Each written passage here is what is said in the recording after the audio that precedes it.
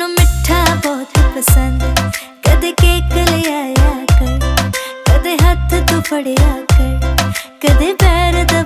যাই হোক, এখানে দেখছি আমি সকালবেলা উঠে ভাত বসিয়ে দিয়েছি আর এদিকে ডাল সিদ্ধ আর ফ্রিজ থেকে মাছ বের করে রেখে দিয়েছি। যেহেতু রান্না করতে হবে, অনেকটাই কাজ আছে, রান্না টান্না করে নিয়ে তারপরে তাড়াতাড়ি করে চলে আসলাম এখানে ঘর মোছার জন্য। তো ঘর মুছতে মুছতে আমি তোমাদের সাথে কিছু কথা শেয়ার করি। তোমরা যারা মনে করো না যে ভিডিও করাটা খুব সহজ, তাদের জন্য বলছি। প্রথমে তো আমাদেরকে সমস্ত বাড়ির কাজ করতে হয়, তারপরে গিয়ে ভিডিও বানাতে হয়, তারপরে এডিট করতে হয়, তারপরে পোস্ট করতে হয়।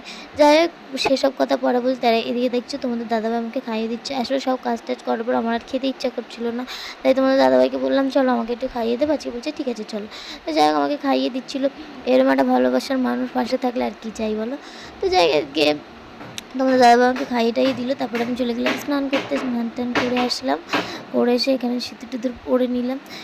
ও, সিঁদুর পরিনি যেহেতু আমাদের আমাবতী লেগেছে, আমাদের হিন্দু ধর্মে এটা সবাই জানো। তো যার জন্য সিঁদুর টিঁদুর পরলাম না, আমি স্নান করে একটু সানস্ক্রিন অ্যাপ্লাই করে দিলাম। আর সানস্ক্রিনটা কিন্তু আমাকে আমার দিদি দিয়েছে।